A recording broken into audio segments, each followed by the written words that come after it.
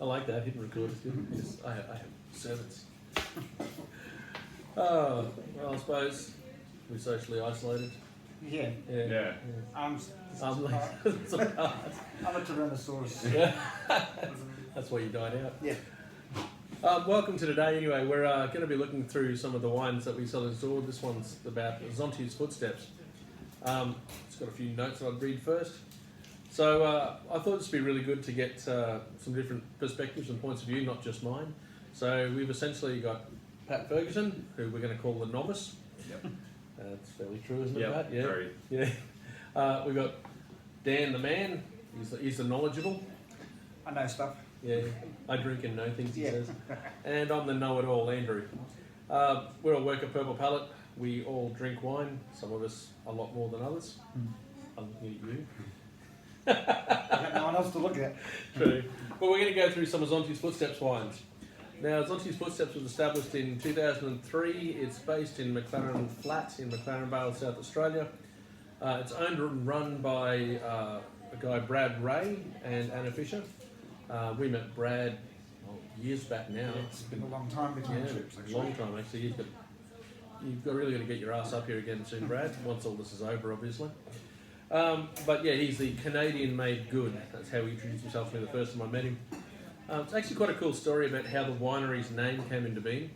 So they decided to name it because there's a Zante currant, Z-A-N-T-E currant.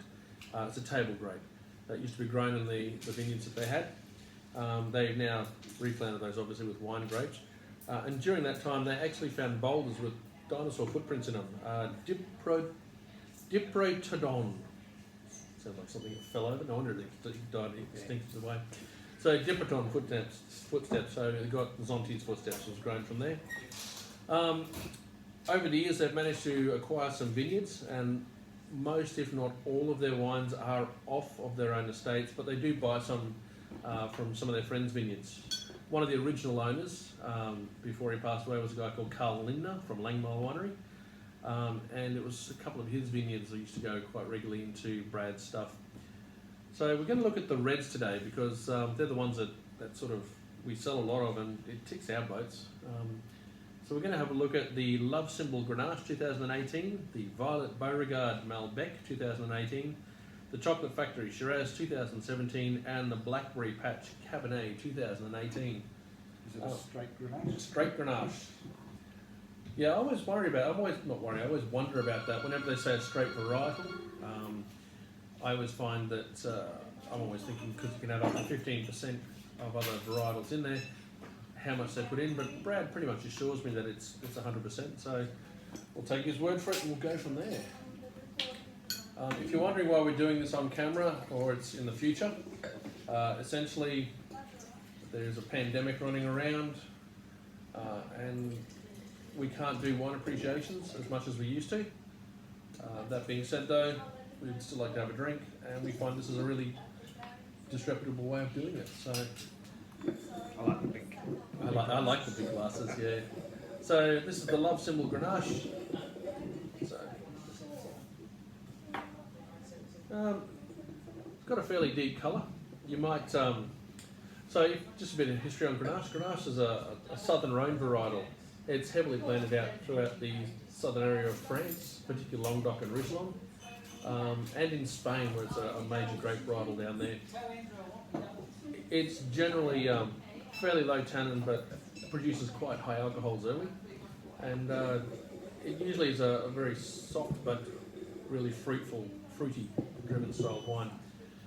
So colour-wise, it's good. It's not too light. Some of the ones you find from the southern Rhone can be quite light.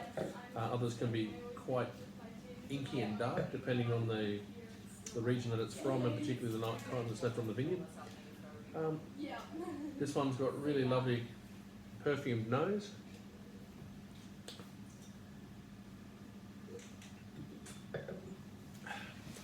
A light body, quite fruity though, and no really gripping or tight tannin, it's just really soft in the tannin.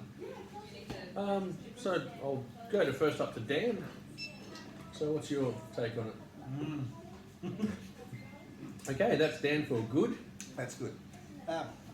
No, well, I agree. It's light, nicely fruit driven. Mm.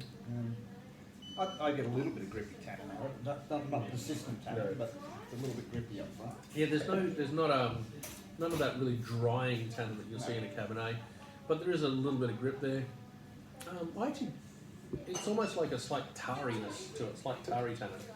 I really like it. I think it's good. It matches with food quite well, and generally most foods. So not just your big steaks or your stews and things like that, but it can actually work with everything from. I think we've had it with salmon and things like that previously. It's really good. Jen's pizza. Jen's pizzas are always good, aren't they, Dan? That would go down well. Yes, particularly the seafood one of that I reckon do well. We might get Jen to make an appearance. Oh yeah, we might actually. That'd be good. Actually, we'll get her to sponsor the next one. Yeah. So Pat, as a novice drinker, how do you find it? Yeah, I'm still quite unfamiliar with Grenache as like a straight Grenache. Usually I have it in like GSMs. Yeah, that's it. Yeah, I like it. It's nice. It's easy drinking. It's not over the top. Yep. Yeah, it's just. I have to admit, I can see why you blend Grenache. Yeah. I mean, it's lovely. It's light. It's not overly complex. It's not heaps of different flavours to it, which is what I think the Shiraz brings a bit more spiciness, a bit more body, and a bit more fruit. And generally, Mourvedre will bring in that tannin and that finish, and the inky colour as well. So I can see why GSMs are really loved. And in fact, one of my favourite varietals, my favourite blends, I should say, to drink. But you know, it's a good little wine. I think this retails on their website at about $27. I think we're selling it for a fair bit less. Yep. But don't tell anybody that. Just say shh, keep it quiet. He must grow a fair bit of Grenache to do a straight blend. A straight varietal. Straight varietal. Actually, I don't even think he does a GSM. Because he uses his, I think his rosés are generally Grenache Shiraz rosés. But I have to talk about it. So if I'm wrong, Brad, please just let me know. So yeah, overall, I think it's a really lovely, easy drinking style of wine. You know, at about $20 to $25, it's really, really lovely. I do like the nose. That's my big thing for it. In fact, it goes well with cheese too. Yeah. We have cheese. Yeah, I can imagine. Yeah, with cheese it'd be really nice. Yeah, so as we go up, we're going to go through into the heavier styles that they're doing. Now, just to give you a heads up too, buying a Grenache from France will be a lot lighter, spicier. It'll be generally a lot, a fair bit lighter and a lot more aromatic. Coming out of McLaren Vale, it's a lot warmer climate. They call it a Mediterranean climate due to the features of the region. In other areas, like I've had some Grenache coming out of really cool climate regions, it can be really spicy. And in fact, in 2011, for McLaren Vale, they had such a dreadfully hard year that the Grenache was picked earlier than it normally was, and shows this lovely pepperiness and spice. And I've always recognised that as being what I consider a really good Grenache. So, whilst this one doesn't have much in the way of spice down the side, I have to say that 2011 vintage was a real classic, and it was really pretty. This is actually all about, it's basic Grenache for me is the prettiness of the wine. So I think we can drink this and go on to the next one. I think the next one we're going to do is the Malbec. I haven't had much to do with Malbec. Well- Should there be similarities between Malbec and Merlot, or are there? No, not really. A different varietal completely. However, Malbec is originally a Bordeaux grape, and the classical grape from Bordeaux is Cabernet and Merlot. It was used as a blending grape, and still is, used as a blending grape in Bordeaux. It generally, for me, when you're looking around, I would find it really a punchy style, fruit forward. Does have some fuller rounded tannins to it, but I don't. It's more of like a great barbecue wine for me. I really like Malbec that way, but I have had some really serious ones over time, and I have to say that the really serious ones are really quite heavy and quite drying in the tannin. Yeah. So this one, though, out of McLaren Vale, is going to be a lot more fruit forward because it's a warmer climate. It's actually the Malbec now has made a massive resurgence, and is now one of the predominant grapes of Argentina. So if you're looking for a great Argentinian red, Malbec is pretty much the one you go to. I like you put that right in front of my face. That's Yeah, well, fantastic. I should put it in front of the glare, actually. We've got to do something about the lighting out here. Yeah, I know, your bald head is really reflecting stuff in there. Do we know anything about the labels? Actually, yeah. Love symbol, obviously, a V-dub with a peace sign on it. That Yeah. sort of says it all, but this one... So Brad actually did a revamp of his wine label. It was a fairly simple label beforehand with just a Z with a line through it for Zontes Footsteps. And he decided to do a whole redesign for the whole range. And so he came up with different names for things to do it. So Violet Beauregard is the character out of Willy Wonka's Chocolate Factory. Okay. So yeah, and that's why at the front there it's Yeah, got a little bubble girl gum. with the bubble gum. Yeah. I'm absolutely no idea why he selected that one for that, but I think it was originally because it was violets. That was the thing that he used to talk about. So yeah, violet, purple, Malbec. So that's why he called it violet, and obviously Beauregard. He could be a Willy Wonka fan. He kind of is unusual enough to be a Willy Wonka fan. Him and Johnny Depp. So as I said, for me it's normally like a fruit-driven barbecue wine, really good with meats. So let's have a look and see what it's like. So, good depth of colour, it's medium body. It's got an earthiness in the nose. Yeah, it's got some earthiness to it on the nose, but it's got a lot of those violets. It does have that violet floral note to it as well.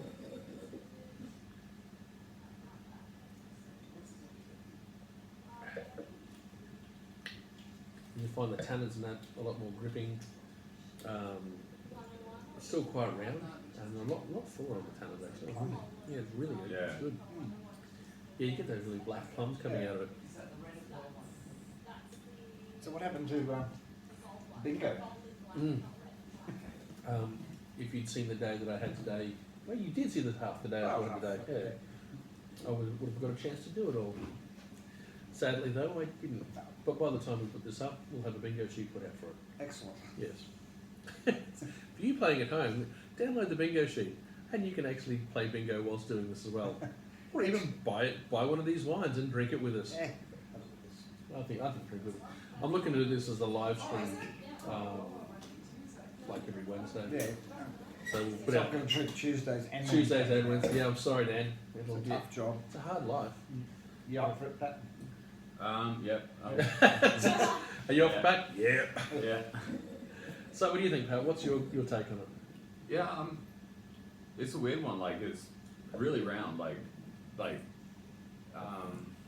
don't really know how to describe it. It's it definitely tastes the plums, like really dark fruits and things Yeah. like that.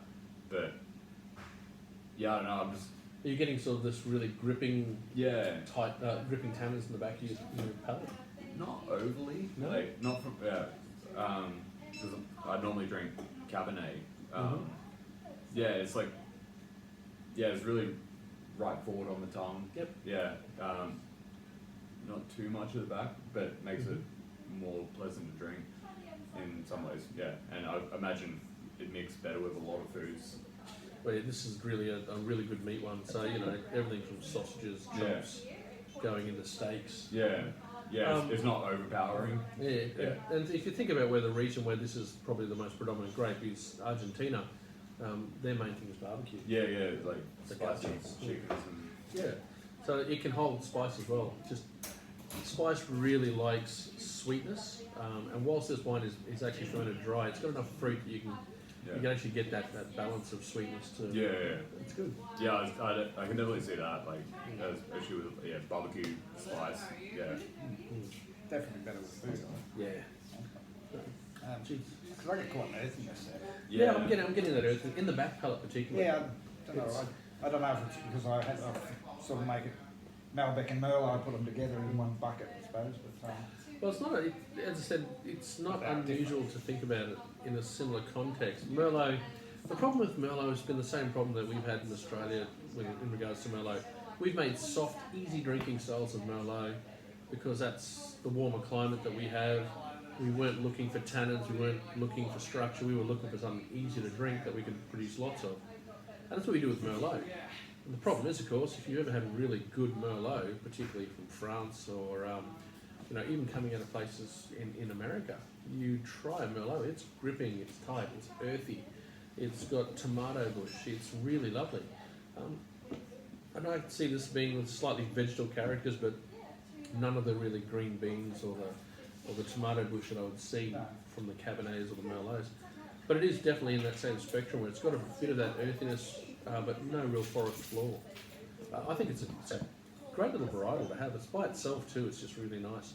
Just to get that roundness. And honestly, as you drink it, the remaining persistence on the tongue is fantastic. At the end, I'm going to make a GSM. Do my own blending. Yeah, the Malbec. Grenache, Yeah. Malbec, and Shiraz. I think we could do that. I think it's a fine plan. Yeah. We'll have a practice with our percentages. Have you got your pipette? No. No, I know how you do it actually. That's right. You just fix it all up and just throw it through. I'll just get a straw. That's far too elegant. Notice we don't have a spit bucket on the table. It's because No. If we need a spit bucket, we probably it's drink actually the wrong against the ones. law to spit at the moment with this pandemic Well, going it's on. true, yeah. So that's how I'm reading it anyway. Yeah, Yeah. spitting aloud.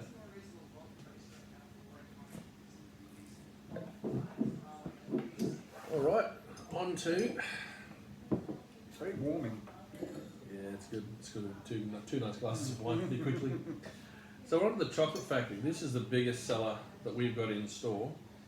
Just going to quickly look. It is McLaren Vale. According to the expression here, is maritime climates. I thought Mediterranean more than maritime, but okay, maritime climates. Significant milk chocolate. Okay, right, yeah. They better be chocolate. There better be. I'll be really sad if I I can't. was going to say, he's going for Willy Wonka's Chocolate Factory theme again, because we just had Violet Beauregard, and now we're onto the Chocolate Factory itself. So this one is, and in his words, black forest cake in a bottle. Delightful but juicy black cherry and mocha notes intertwined with signature milk, silky smooth milk chocolate tannins. Okay, righto Brad, you're on the gun on this one, mate. By the way, I'd like to point out Shiraz is pretty much the predominantly loved grape in our sort of group. Pat's a Cabernet boy.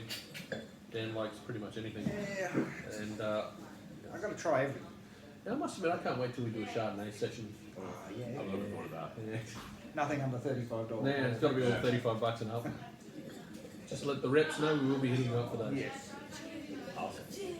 Gin. Gin. We will do a gin at some point too. Ooh. Smells really nice. Oh, yeah. Yeah. This one is really fruit forward. This is the true definition of fruit forward styles. Looking at it, medium bodied, medium to full. I'd probably say, if you're looking at the WSET, it'll be a medium plus body to it. Oh no, just a medium body, not bad. But the colour it's definitely, actually it's purples going into that sort of ruby on the purple. I have to say, I don't have to evaluate this like I was doing recently, which is great, because I'm allowed to prevaricate. I'd choose, of course. So if I was actually writing this up, this would be purple, and it would be medium intensity purple. Meatiness about the nose. Yeah, there is. Actually, it's got a really, it does have some meatiness at the front. So, like, just on the nose, I see what he's talking about with blackberries, or black cherry, I should say, black cherry. But I'm getting lots of vanillins and a bit of cedar-ness in there. They're probably the major components that I'm Could seeing be up front. cedar, actually. Yeah, definitely got that note to it.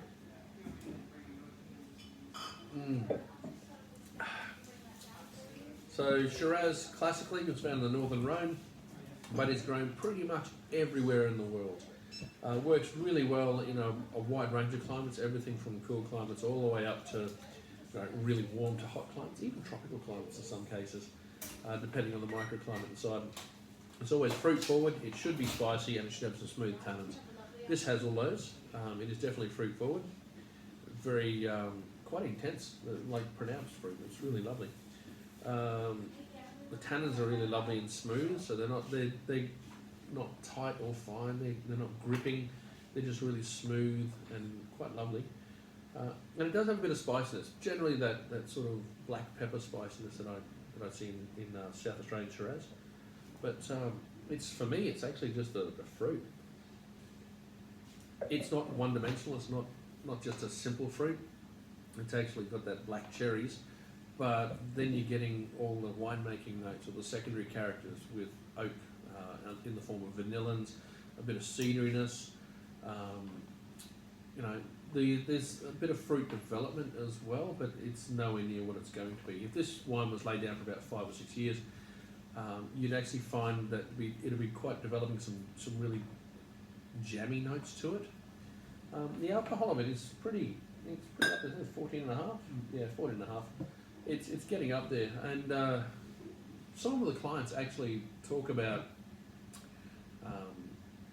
lower alcohol wines, and we're sort of trying to get a low alcohol wine. There's only really a couple of ways you can do it, because you really should be picking your grapes at the ideal time, when it's physiologically right, when it's the fruit development and the tannins are right, the seeds are browned. If you want to get less alcohol involvement, you have to pick it earlier, so there's not as many sugars developed, which means that it's not going to be physiologically right. If you want to, other way to do it down is you can throw water into it. It's actually illegal under the winemaking practices, but I think it's just been changed recently, where you can increase the amount of water put into wine because of the climate change that's occurring at the moment. They are allowing more water to be added into wine to reduce the intensity of it. Reverse osmosis is another one. That's a really expensive way of doing it. Probably not one that you want to do, because when you reverse osmosis of alcohol out, you also reverse osmosis other things out too. So early, or you can even finish the fermentation early, leaving sweet sugar in there. So these are all fermented dry, which is why it's 14 and a half. It'd be picked at about 14 Beaumet, between 13 and a half and 14 Beaumet, and therefore develops a 13 and a half, 14 Beaumet. All right, so Beaumet is actually, so when you get the grape, you want to know how much sugar is in there, so when fermentation goes through. So a grape has acidity, so when you take it to the lab, you check out its total acidity, so how acidic the grape is. Then you see how much sugar is in the grape, or the Beaumet, or the bricks. There's another version. But Beaumet, 1 of Beaumet is approximately 1 of alcohol. So 14 Beaumet, 14% alcohol when it's fully fermented dry. And so they just pick a grape from each kind of batch. Yeah. So what you're doing, if you're doing the test this, you when you walk the vineyards, you actually literally just pick a grape, crush it in your hand, check the seed. If the seed has still green, generally that's not physiologically ready to go. That's not true for all grape varietals, but pretty much as a general rule. You rub it on your fingers like this to see how much tannin comes out of the skin. Yeah. So you should get a fair bit of tannin coming out of it, a bit of colour coming out of your skin. And then you actually eat it. You actually pick one and eat it. When you think it's about right, or when you think it's right, you then take a sample cutting, take it back to the lab, do the tests for it, titrations and all the rest of it you need to do. And then once you discover the Beaumet and the acidity, so sugars go up, acidity rises as well. Then you've got to actually go quick. Let's pick it now. Yeah. And that physiological ripeness can occur really quickly, and in fact, in some cases, you've really got 2 or 3 days once it's ready to go to be picked at the ideal time. Yeah, before it goes too far.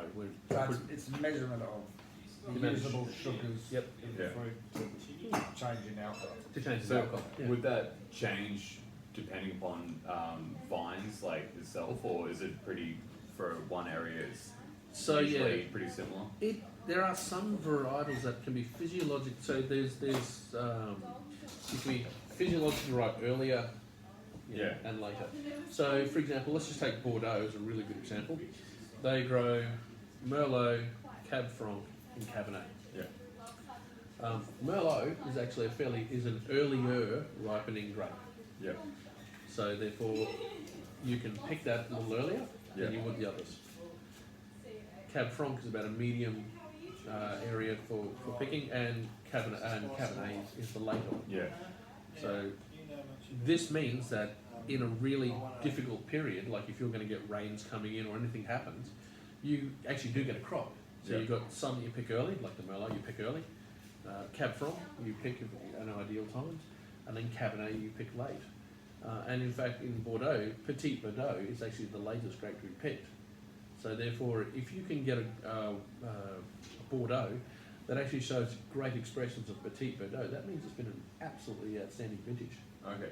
So, but if it's more predominantly Merlot grapes, with a lot more astringency from the Cabernet grapes, it's usually a less excellent vintage. Yeah. So essentially what we're talking about now is wine as a business. So that's, so when it comes to picking, you need to have an idea of when those grapes should be picked.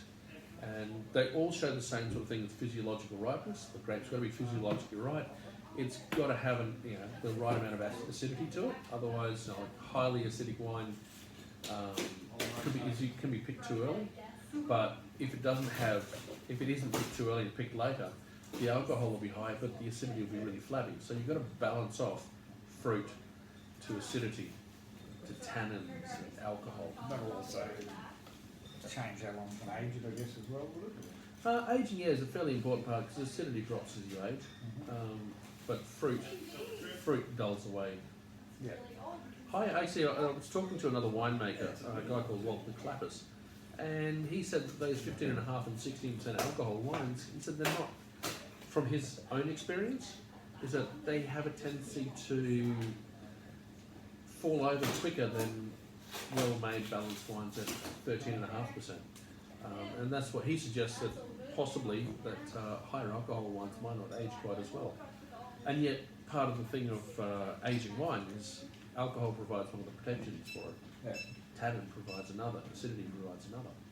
So a high tannin, high acid, high alcohol wine should be, well, It's let's face it, it's Grange. Still has to be balanced. Right? Yeah, it has to be Otherwise balanced. It's got nothing. Yeah. At the end, you'll open it and go, well, tastes like crap. Yeah, that's pretty much what it worked. Trust me, so we had a terribly unfortunate incident occur here where one of our wines leaked, and we looked at the wine coming through the cork, and we pulled the cork out, it was completely soaked, and we looked at each other and said we were gutted. It's about $150 a bottle, 1995, Howard Park. Just, we were horribly horrified, and then we just poured it and said, well, let's see if it's any good. Yeah, it's stunning.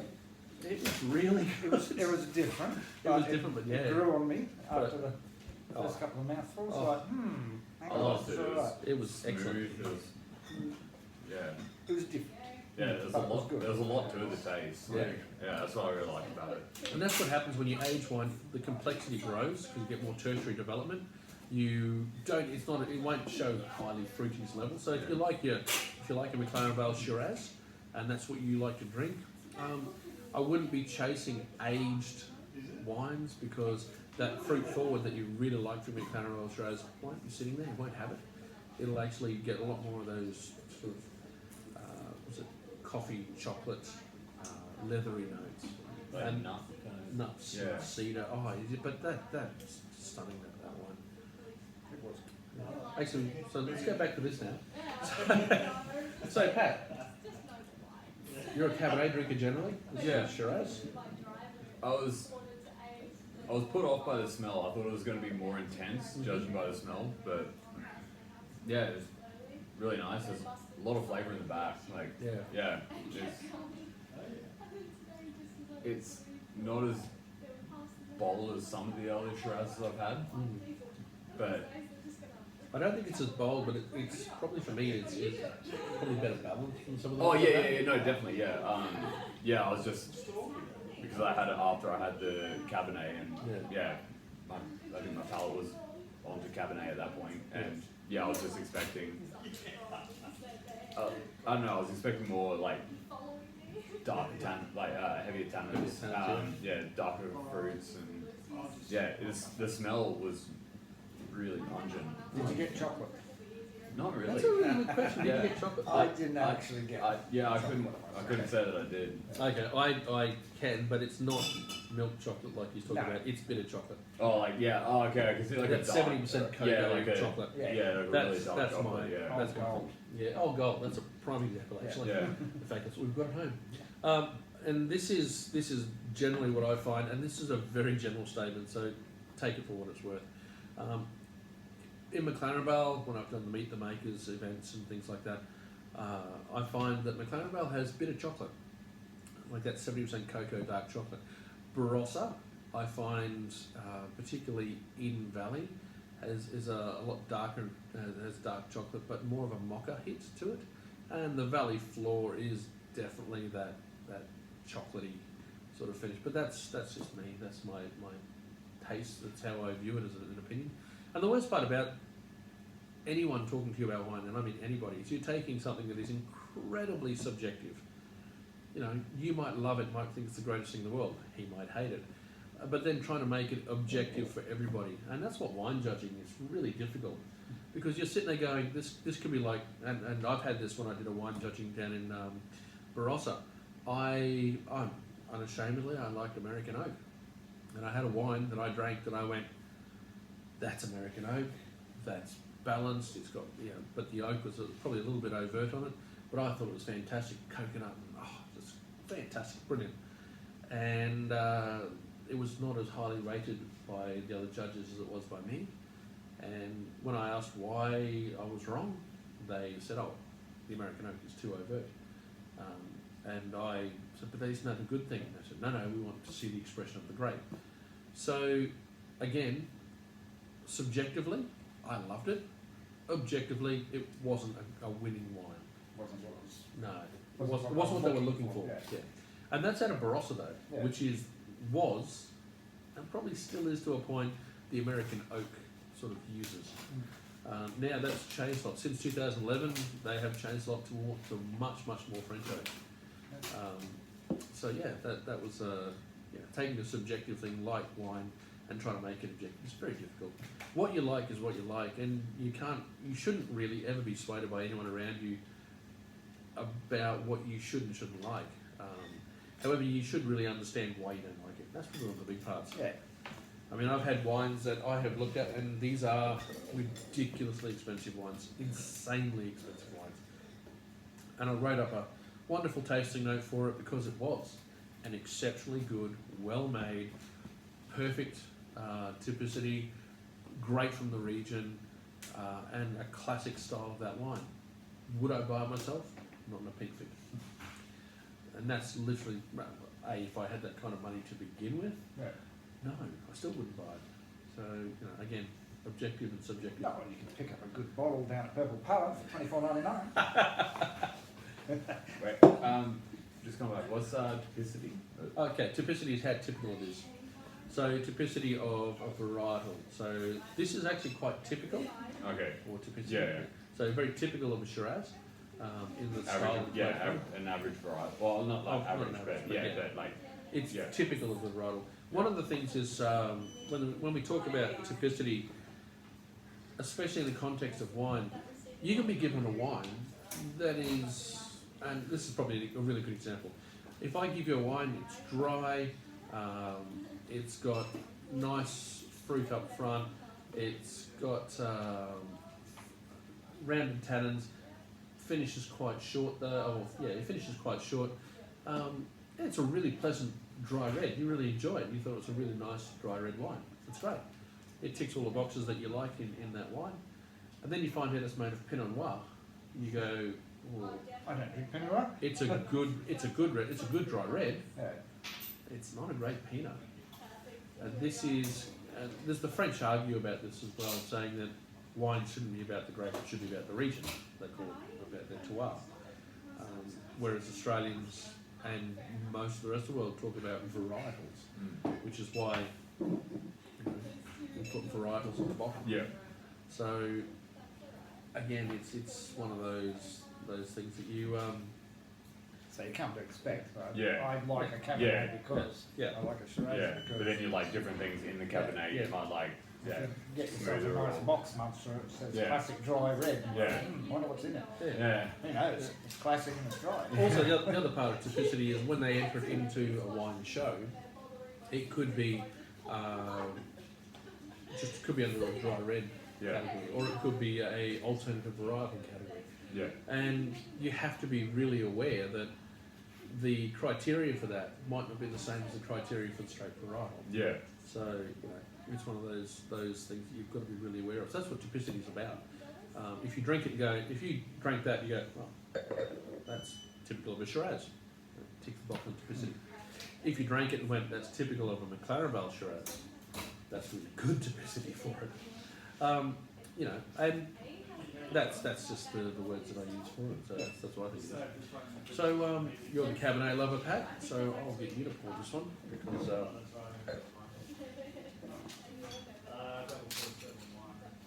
So Cabernet, the classic Bordeaux varietal, it's the largest produced grape globally. To give you an idea of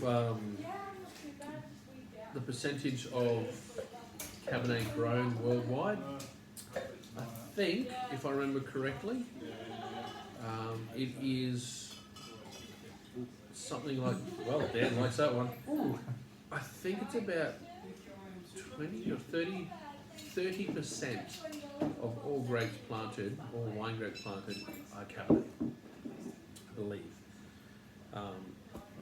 It is, you know, the biggest planted red varietal in the world. It's even planted in places like China. In fact, the Chinese plantings for Cabernet exceed the plantings of Cabernet for Australia. really. Yes. So it's Are they producing great wine out of there yet? No. Not yet. But I thought the climate would be. Well, I suppose they're on the same kind of. Axis. you look at the same Like, latitude. yeah, it's like pretty when you up go there. like, it might be close to like Bordeaux or something.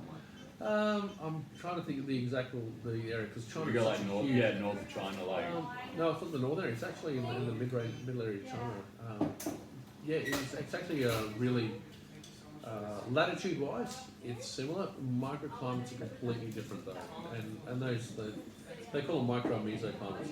Yeah. So whilst you're in the latitude, you've got the climate for that region being maritime or continental or Mediterranean or tropical.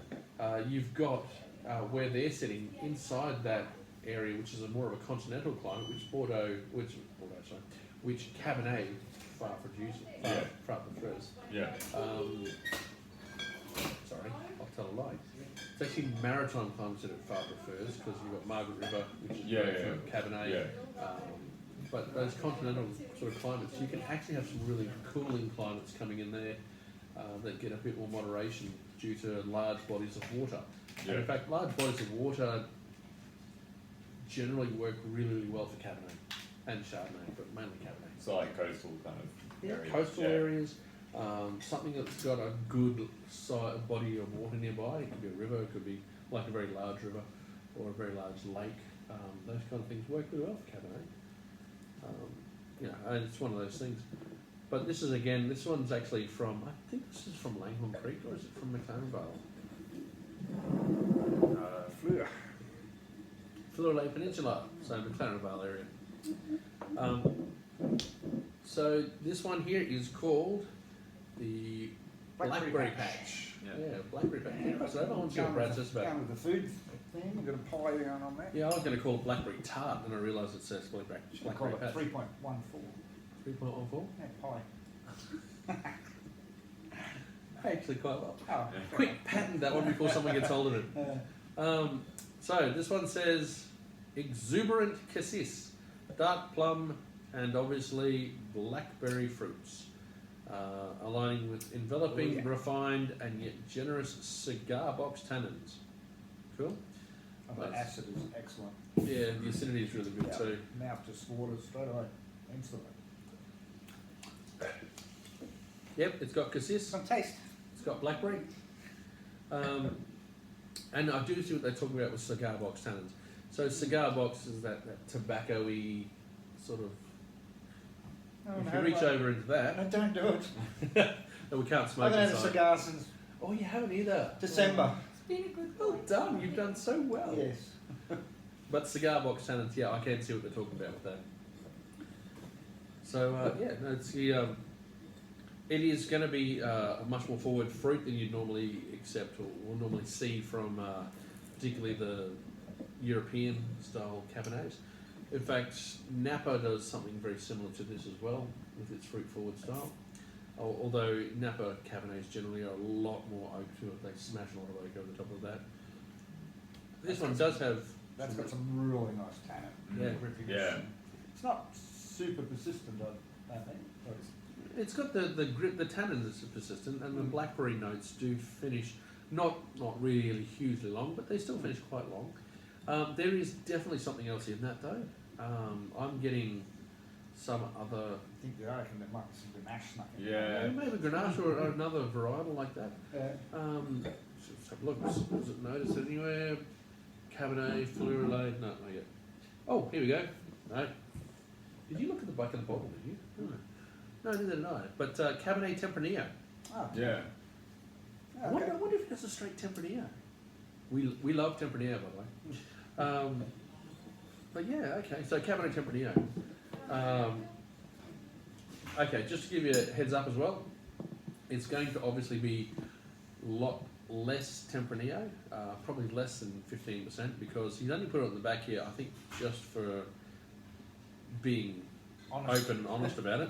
Because less than 15%, you don't have to put the other varietals on the label. But the main dominant varietal is Cabernet. It's 85% Cabernet at least. But yeah, I can tell that Tempranillo brings in that lovely red cherry and slightly sour cherry sort of character. I add to find. the tannin as well. Yeah. Tempranillo doesn't add to tannin. Yeah, it can add to tannin. Generally, they're a bit softer on the tannins than Cabernet, but the Cabernet is what's bringing the tannin flavour that we've got, particularly that cigar box. But the Tempranillo certainly is bringing those red fruits in there too. Nice. Yeah.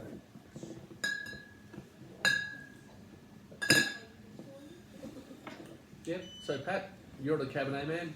Tell us all about it. Well, yeah. The blackberry patch has always been one of my favourite Cabernets. Oh, okay. Yeah, I think. You serve that in the bar. No, we don't. No, they don't. No, we don't. Yeah, no, I've just. We used to have a bar until they shut us down for a pandemic, but whatever. Yeah. No, I think it's just really nicely rounded. Like,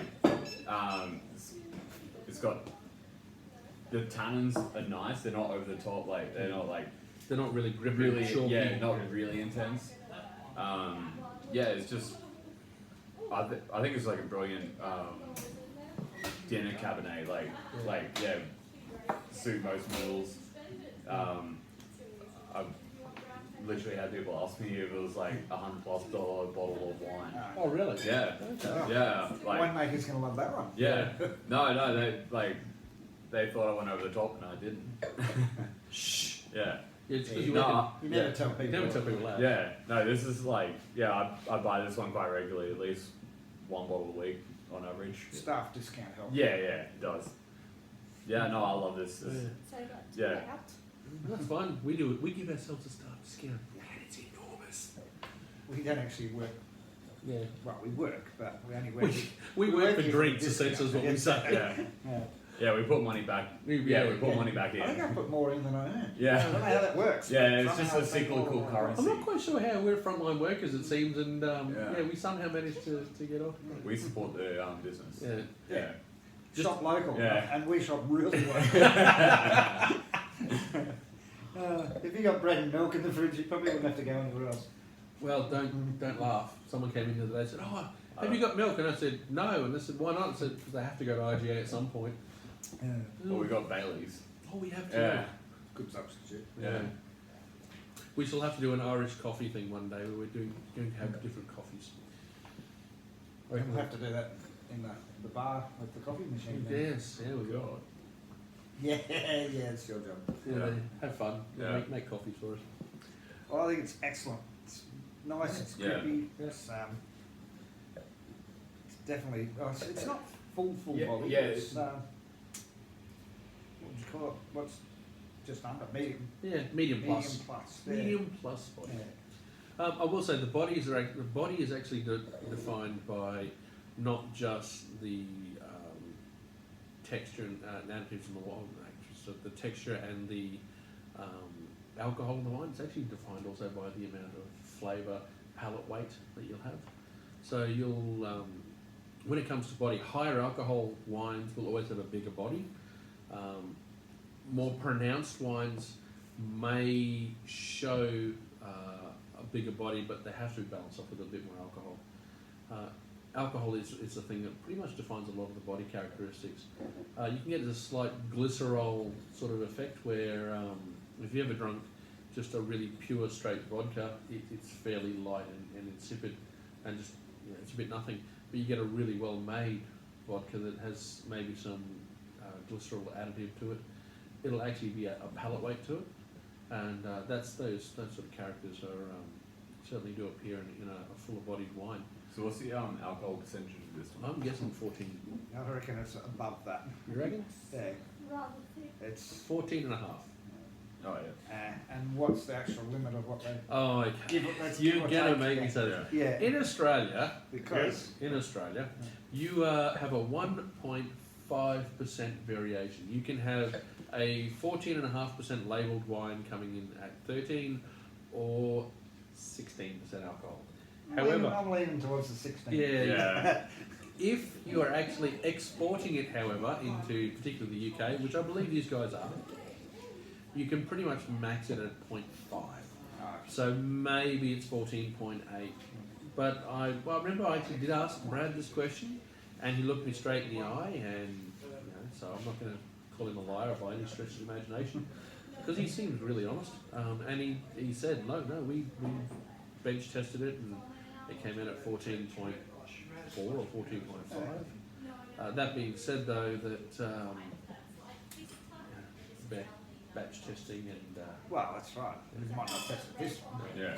this one particularly, it is quite warming, but it's not. No, it's not over the top.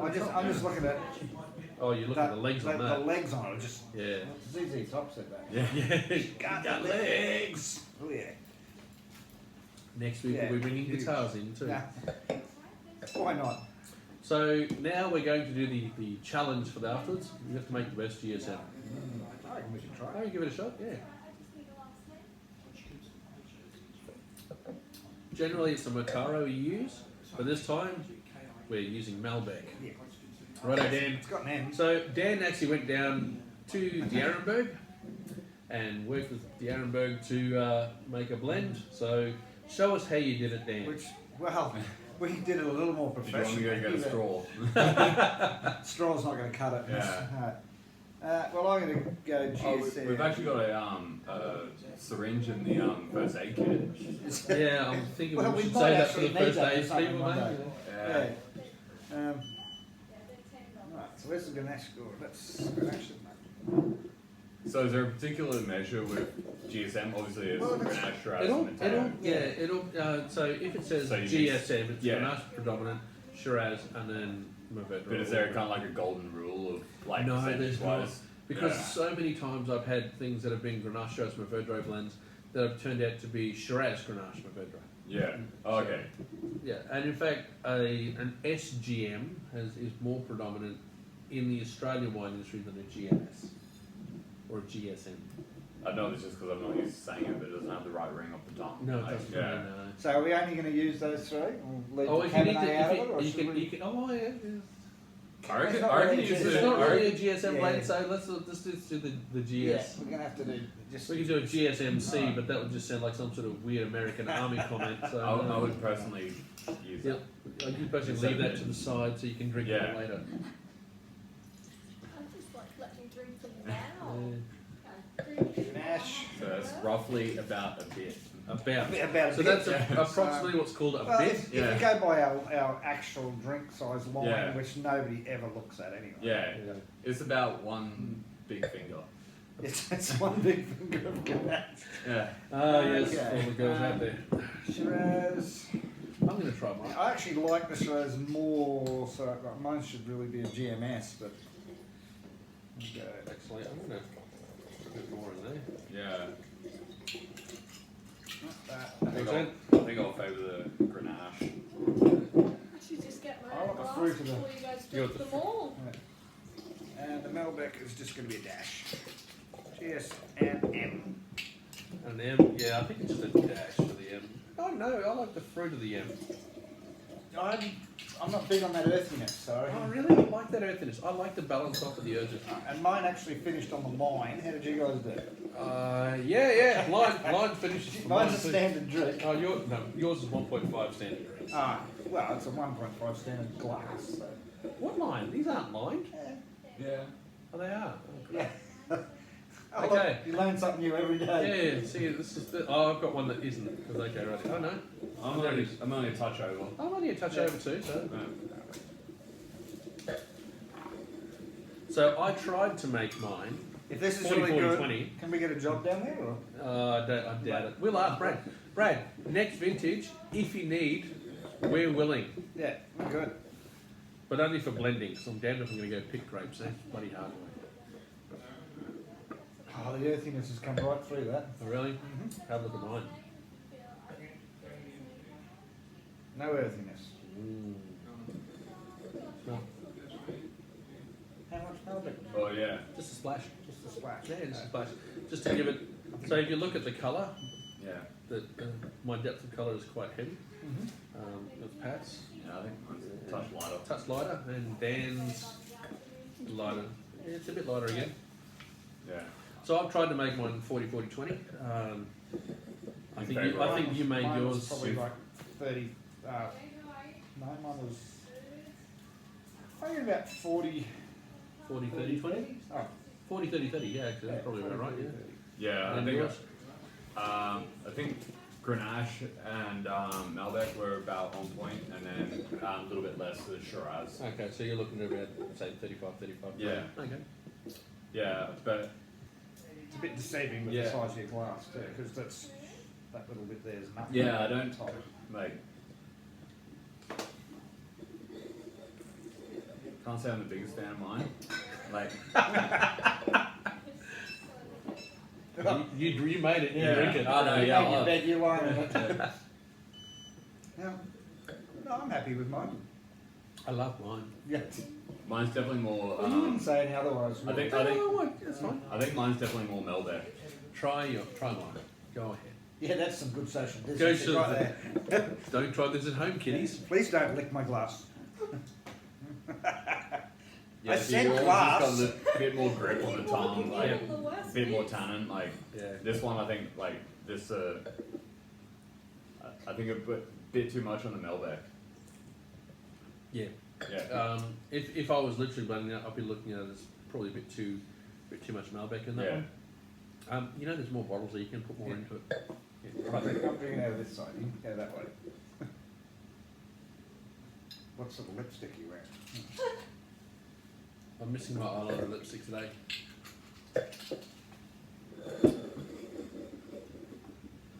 A bit more tannin in yours than mine. Oh, no, a bit.